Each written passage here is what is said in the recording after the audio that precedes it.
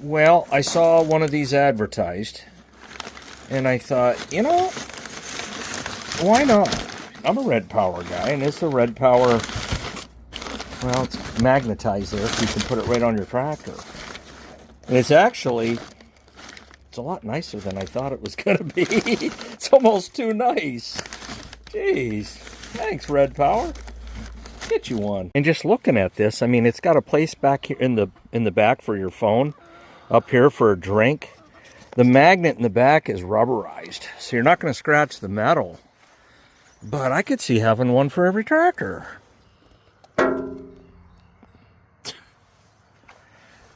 There you go. And something else worth noting. If that was big enough, you could hang an elephant in there. That's strong. A couple videos ago, somebody asked me, what's that tractor sitting there in the weeds? Well, those weeds are just, it's actually my lawn unmowed. And it's the Farmall M. Runs pretty good, pretty strong. Now, I've never lifted the head off that, but the previous owner told me there's a Super M kit in it. I believe it based on what I've been able to do with it. I do have a battery box for it. These are old tires off of my Super MTA. When I bought it, that's what was on the Super MTA. They're weather checked to beat the band. So I just put them on there because, well, it beat not having tires on there. And it had the old rice and canes on there that were worse. So I was like, well, you know, lesser of the two evils. Sounds good, runs good. Got a set of cultivators sitting there. I'm going to move those and then get this moved. But yeah, this started the channel, the old genesis of the Farmall Fanatic channel, where all the fun began. I really enjoyed this tractor. But once I got my Super MTA and the Farmall 400, what I found was I never really had any use for it. The last video I made was probably a year ago. And I pulled this 3-bottom Little Genius. Now, the shares need replaced on this, but all the parts and pieces for the most part are here. And in my neck of the woods, these are fairly rare. Took a couple years to get the guy to sell it to me, but yeah, just the points need changed. Just a good old tractor. I guess if you were going to restore, it's got the Schwartz front end on it. I guess if you were ever going to restore one, maybe this would be it. It did at one time have the M&W hand clutch. I do believe they probably used it for haying, but then when I got it, it was off of there. Now these parts are kind of hard to come by, so I basically deleted it, and then later on down the road, I found an M&W kit at an auction for like 50 bucks. I bought the whole kit, so I got the kit for it.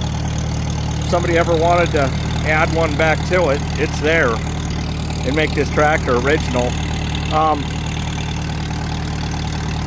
I'm getting to the point where in my life where good money after bad, and I'm not saying restoring an M's bad, it would be for me, but not for everybody.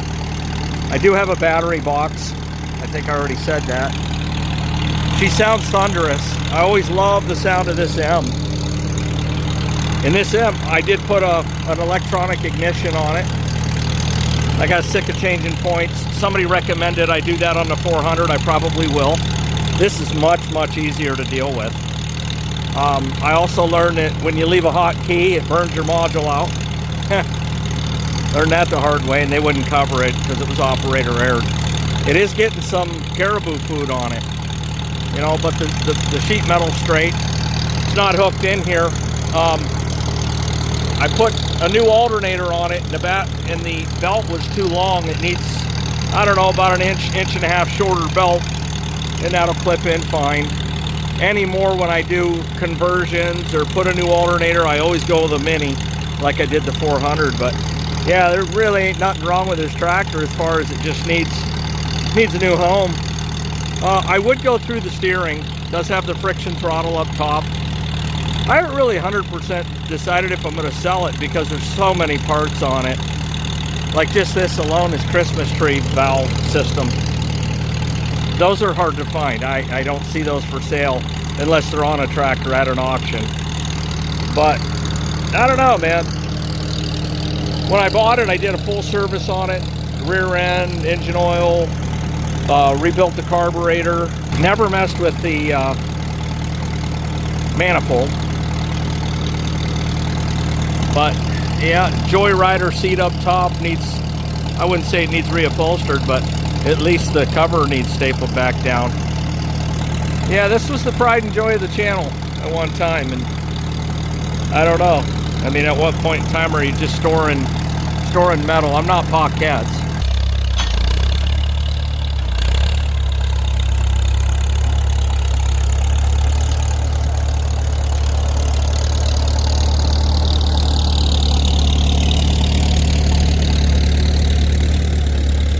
I gotta tell you, hopping up on that thing and moving it brings back a lot of memories. I felt right at home. Not an uncommon sight to be airing tires up.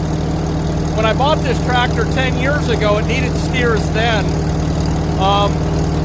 It's probably going to continue to need steers. So just to re-emphasize, the steering needs gone through, but it's probably had that death wobble in road gear for 30 years. I found that out the hard way. I was coming back on Route 97, full throttle, road gear, wobble, wobble, wobble. That'll wake you up. I guess you'd need skin all the way around too. Guy like me, I'd run these until I died right out in the field, till they left an alligator, front and rear. I run skin, I do.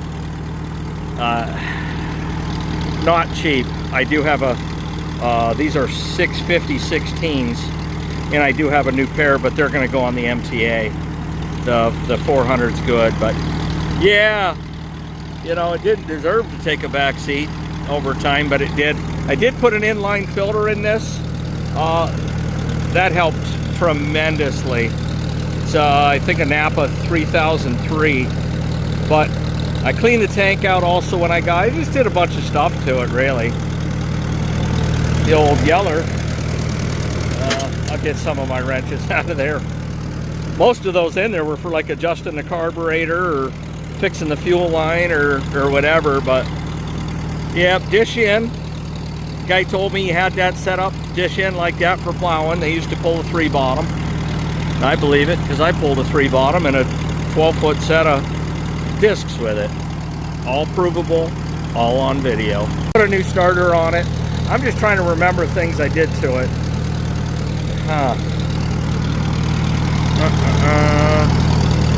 Yeah, new cables here.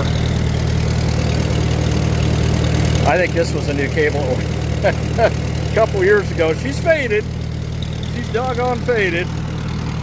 Oh.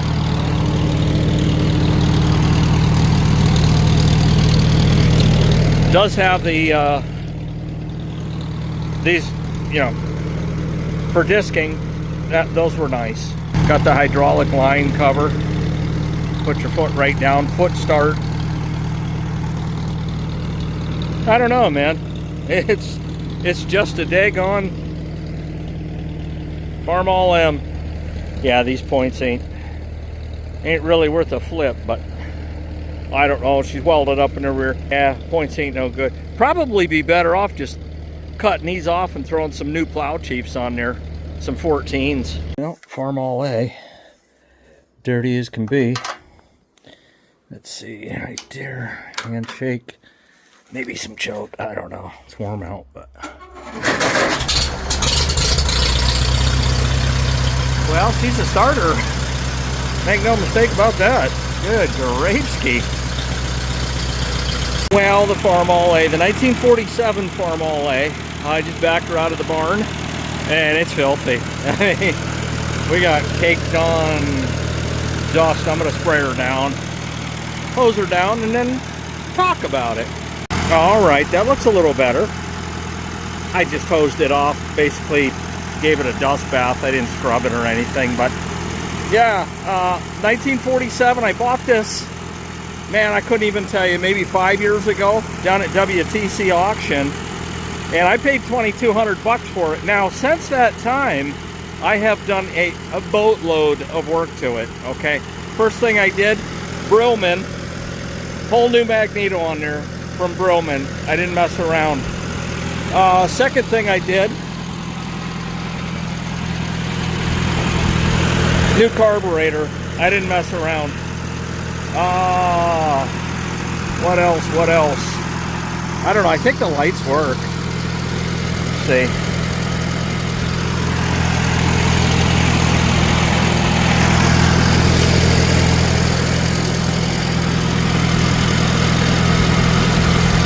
Okay, there's the rear.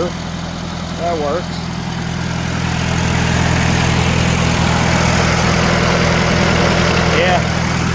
Yeah, all the lights work. Teardrop. But I bought this down at WTC, and the object was basically just to have something different to make videos with. And boy, did it make videos. The old thermo siphon, I put her right to the test as far as, you know, could it heat up, could it not? One day I was out working with it, and I was pulling a 216 Little Genius. And actually, if you're a new viewer, you're not going to believe it. I didn't believe it either. I'll implement a clip right here.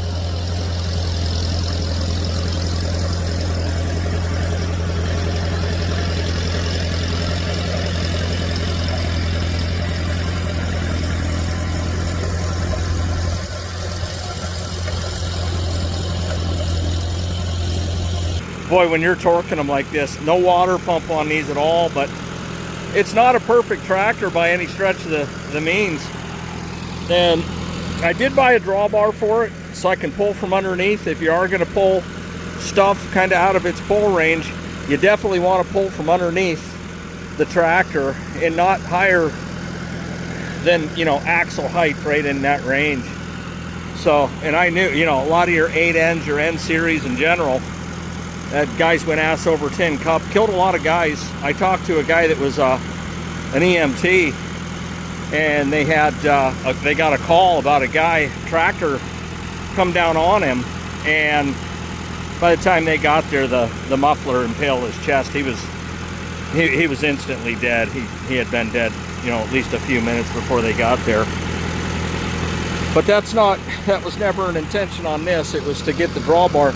But basically with the Little Genius, I think I hooked right there, and that kept me in furrow. Perfect setting for it. And it did a good job. About 18 horse, I think, 15 to 18. If you guys want to split hairs in the comments, that's fine, go ahead. But I got it to the point where it fires right up. It's got a leak here at the steering. Probably a hot water steam cleaner would get that off of there. And then you could use corn head grease in there and it'd be fine. You'd be A-okay. Gosh. Oh, I did the rear end. I think that's probably in a video somewhere. Did the rear end. There was a, I don't know, a small leak right here somewhere in here. And it might have been back there. But, good grief. Again, 1947, it's not really restored. It's just that it's a nice looking Farmall A. And you will, trust me, I'm in the tri-state and even beyond that area at auctions and shows, and you're gonna put a lot of miles on the car to find one better. It's not perfect, but it's operable, man. Just a good old Farmall A. But that's really all I ever did with it, was make videos. Plowing with a 2-bottom Little Genius. And I don't know, it's just one of them tractors that's gotten to the point where I'm just storing it. You know, like the M over there, it's like, it's just something to store. This tractor can do more than a Cub, I guess, in certain circumstances. But I always find myself when I have to, say, pull a 1-bottom or do some disking of sort or mowing, I'm always on the Cubs. And I've got 3 of those. So this is that odd man in the middle, you know, between the Super C and the Cubs that gets ignored. And it's like, what am I doing, man? Again, I'm not Paquettes. And that's going to be fun to sit on. These these do tilt up. I'm gonna go get, there is a seat cover for it. I took it off to back it out of the barn because it was just caked in dust. And I just showered and put clean shorts on. Ain't trying to get overly dirty right away. Don't mind getting dirty, but I'd like to at least have, you know, 10 minutes of cleanliness after a shower. But there it is. You can actually watch me buy this at WTC at that auction. It was one of those tractors where if somebody else wanted it, it was going to be too bad because I had a fistful of 50s and she was coming home with me. So yeah, I mean, sounds good now. Got it timed right. 31/16, 6 volt, and I don't know, man.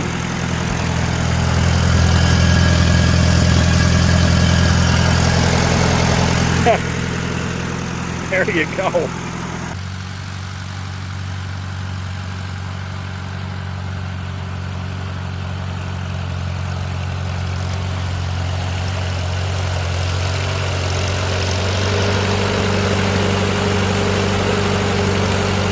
Yeah, and I never disappoint. This tire here needs some air in it.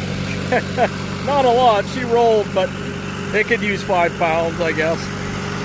Yeah, I don't know, man. Another thing worth noting is that when I got this tractor, I got it home, and the serial plate was off of it, and I thought, oh man. So I started checking codes and this and that, and I was like, man, this has got to be a 47. It's got to be a 47. Well, I went to the auction the next month, and Dave, the previous owner of this tractor, he says, I got that. He says, I got the original plate for it, if you want it. I says, yeah. Absolutely, dude. Yeah. This light here's, there you go. Straighten her on out. Herbie the Love Bug.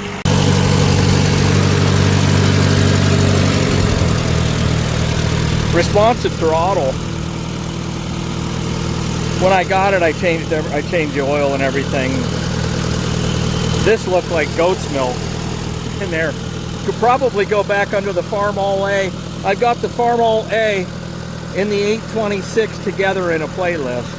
So if you click under the 826 playlist, that's where you find a lot of the Farmall A videos. So yeah, shut her on down. There you go. I'm sure she was happy to get out of the rat and mice-filled barn. Probably one of the most important things I ever added on to this tractor was this heavy-duty step. Bourbon Beer Tractors, I think, and Prepping. Man, you got a long channel name. But getting on and off these things is just, oh, it's cantankerous. Laura Farms, her husband got her one for her birthday.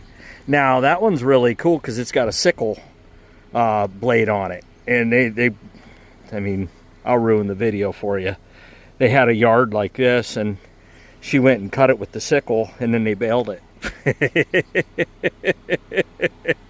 Some of the funniest stuff I've ever seen. But anyways, she didn't have a step, and she asked Grant, she's like, how do you get on and off this thing? Well, Grant's like 6'4". He could just walk up to this platform and put his leg up there and step up on it, you know. Yeah, she's nowhere near his height. But having that step on there has changed the game. I had one guy tell me, he's like, oh no, just use this right here for a step. He's like, no. no, thank you. But that was probably the best thing I added.